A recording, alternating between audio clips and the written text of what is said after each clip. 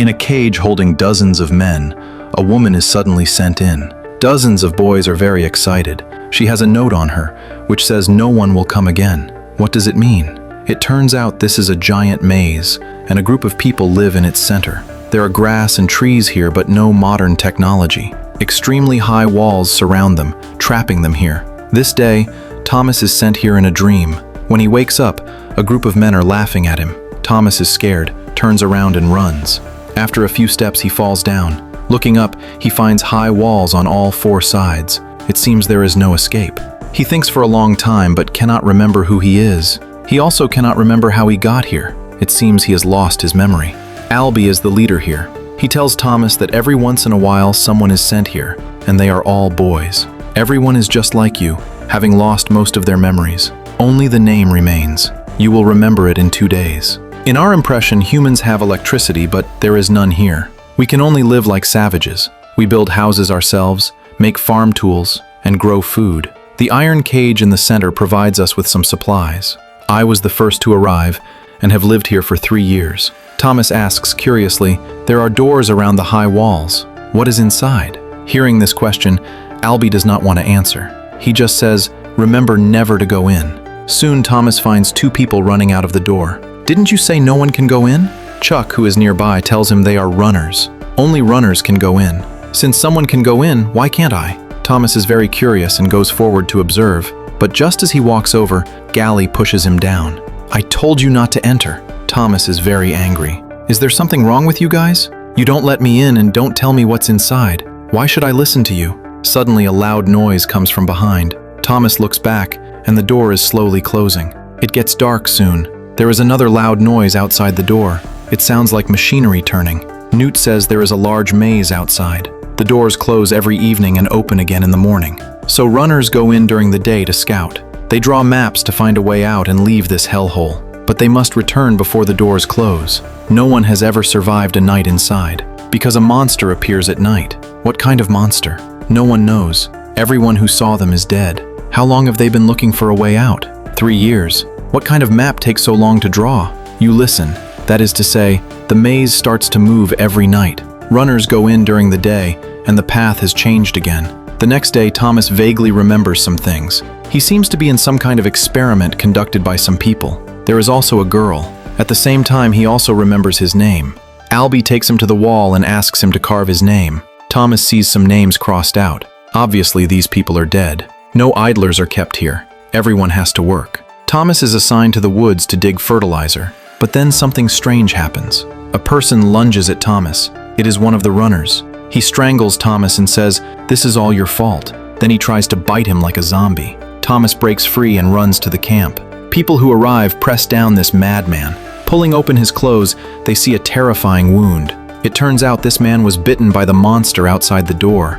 It makes him violent. Before long, he will turn into a zombie. It is strange to be bitten by a monster in broad daylight, but now there is no other way. They can only throw this man into the maze and let him fend for himself. Although he keeps begging for mercy, there is no choice. He must leave. The maze begins to close its doors. People use weapons to drive him away. Finally, he is pushed in and the door closes. That night, his name is crossed out. The sky brightens again, and the door opens. There is no sign of the runners. Most likely, they were eaten by the monster. Since one runner is missing, Albie goes in to scout personally, but they haven't returned until the door is about to close. Everyone gathers at the door to watch. According to the usual time, they should have been back. At this time, a loud noise comes from the maze. The door has begun to close. The runners and Albie finally appear, but Albie seems to be in trouble. The runners are trying hard to drag him back. Time is running out, but no one dares to go in to help. They can only cheer for them. Seeing the door is about to close, the two of them certainly won't make it. At this time, Thomas makes a startling move and goes in to help. Although he gets in, the door also closes. The runners smile bitterly. You actually came in to commit suicide. No one has ever lived through a night in the maze, but fear is useless now. Thomas goes forward to check and finds Albie was bitten by the monster. He is unconscious. The two of them lift him up, trying to find a safe place. But then a mysterious cry comes. It must be the monster. They can't run with Albie. They must hide him, or he will be eaten by the monster. But there are walls on all four sides, no place to hide. Thomas sees some vines on the walls and gets an idea. He uses the vines to hang Albie in the air to hide him. However, the monster comes at this time. The runners are terrified, turn around, and run. Thomas can't hold it alone, so he can only hide in the vines. Fortunately, the monster doesn't find him. When the monster leaves, he ties the vines well. Just as he is about to run, suddenly strange liquid falls on his shoulder. The monster is right overhead. Thomas runs desperately, but after turning around, he comes to a dead end in the maze. The monster chases him. Thomas takes a leap, grabs the vines and climbs up. He climbs to the top of the wall. There is no road ahead. He can only jump forcefully. The monster follows, but is entangled by the vines. Thomas has time to breathe. He meets up with the runners. At this time, the maze starts to move. The monster catches up again. They run towards a slowly closing giant wall. The runners pass through, but Thomas suddenly stops. The runners are confused. "Why don't you go quickly?" Thomas taunts the monster. Waiting for the monster to chase him, he starts to sprint. It turns out he wants to lure the monster into the wall to crush it to death. He and the monster are both running in the increasingly narrow wall. Can he win? Morning comes, and the maze door opens. People gather at the door, but no sound is found. As expected, no one can survive a night in the maze. They turn around in disappointment, but suddenly, the runners and Thomas come back with Albie. Everyone is very surprised. "Didn't you meet the monster?" "We met it, and it was killed by Thomas. Someone killed the terrifying monster, which should have been a happy thing." But Gally says ever since Thomas arrived, strange things have happened. "For 3 years, we coexisted peacefully with the monsters.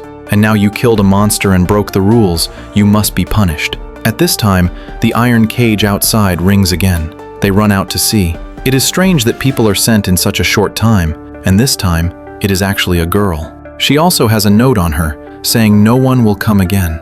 What the hell does that mean? Thomas. Clearly, this is related to Thomas again.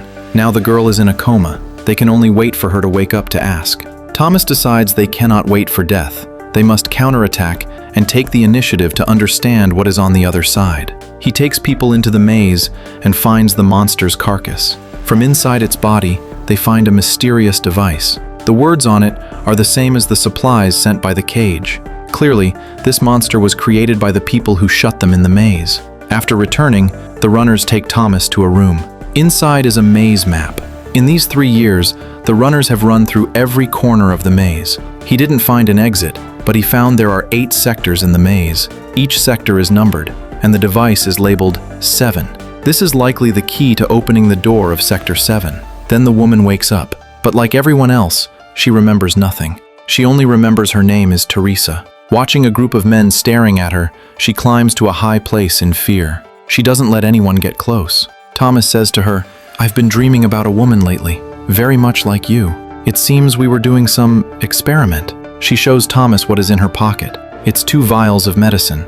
What are they for? Teresa doesn't know either. Thomas suddenly thinks Albie is poisoned now. Could this be the antidote? They come to Albie's bedside. Albie has started to go mad. Teresa decisively injects the medicine. Albie immediately calms down. The next day, Thomas and the runners take the device to find the exit. They pass through Sector 4, 5, and 6, and finally arrive at Sector 7. There are many iron plates neatly arranged here, not knowing what they are for. They pass through the iron plates, and the device makes a sound.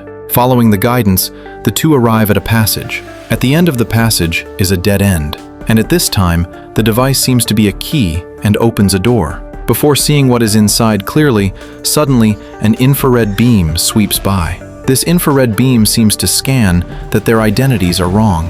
Then a loud noise comes. It is the sound of the door about to close. They run quickly.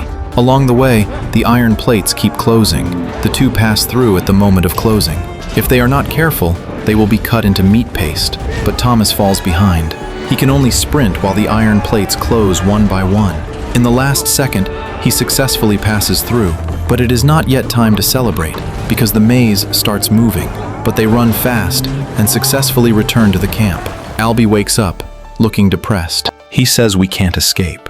It turns out he has recovered his previous memories. He says to Thomas, "You are one of them. Why did you come here?" Thomas doesn't understand why. And at this time, a commotion comes from outside. It turns out it is dark, but the maze door did not close. Not only did it not close, but all the other doors opened. That is to say, the monsters that only appear at night can come in. Before everyone could react, the monsters rushed in madly. The whole camp fell into chaos. They could only run for their lives. Hiding in the woods was useless. The monsters seemed to have X-ray vision, accurately grabbing people away. Hiding in the house didn't work either. The roof was broken by the monster in an instant. Albie was hooked by a tentacle. Before dying, he said to Thomas, "Please lead them out of the maze." After an unknown amount of time and how many people died, the monsters seemed not to want to kill everyone. They left. But the internal conflict intensified.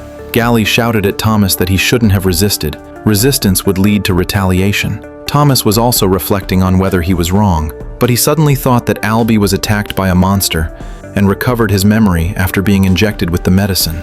So he actively stabbed the monster's virus into himself. Everyone hurriedly gave him the antidote. In the dream, Thomas dreamed of previous scenes again, more and more realistic. When he woke up, he had indeed recovered his memory. It turns out he and Teresa were the staff behind the maze. Putting these people in was to do an experiment. As for why the two of them were sent in, it doesn't matter. The most important thing now is to take the survivors out of the maze. But because Albie is dead, the boss in the maze has become Glade. He instigated others to catch Thomas and Teresa and kill them. Fortunately, there was a group of rational people who came out to resist. They teamed up to save Thomas and the other one and subdued Glade. Then Thomas asked loudly who was willing to go with him. Some people chose to follow him, and some chose to stay. Taking weapons to the passage of Sector 7, as expected, there are monsters guarding here. They worked together to push the monster into the abyss, but there were still many monsters. Everyone fought while charging and reached the deepest part of the passage. They used the device to open the door. Finally, they came out. Inside is a long corridor. Walking to the end, a door opens. Walking in, this is the monitoring room behind the maze. But it is very eerie here. All the staff are dead. At this time, an old woman appears on the screen. "Hello, I am Paige. Congratulations on passing the experiment. You must be curious why we shut you in the maze. Because the outside world is already the end of the world. The sun scorched our world, and billions of people were burned to death. The situation after the disaster was even worse. Humans were infected with a violent virus and began to kill each other. This virus is incurable. Until a turning point appeared. Some babies were born with antibodies. Suddenly, humanity ignited the hope of a cure again. These babies are you. Your blood can be made into an antidote, but this, indeed, requires some price. Erasing your memory and shutting you in the maze was a last resort, because to extract the antidote components from your blood, we need to give you pressure, force you to continuously explore and stimulate brain activity. After saying all this, she shot herself. It turns out the outside is even more terrifying. Should we still go? At this time, Glade appears. He was bitten by a monster and became violent. He shoots at Thomas. Chuck stands up and blocks the bullet for him. The runner throws a spear and kills Glade. Finally, a group of mysterious people come in from outside and take them onto a helicopter. They sit on the plane and see clearly the shifting maze that trapped them for a long time. But did they really escape? The camera turns, and the old woman who just committed suicide is actually not dead. She wipes off the fake blood on her head and starts to deploy the next plan. It turns out she faked her death. Everything was a calculation, including letting them out. It was to deceive these teenagers so as to conduct the second round of experiments. The teenagers knew nothing about this. The first part of this shifting maze ends. In the end, they thought they escaped the maze. But the result is that these teenagers still didn't escape. Behind them, there are even larger and more terrifying shifting mazes waiting for them.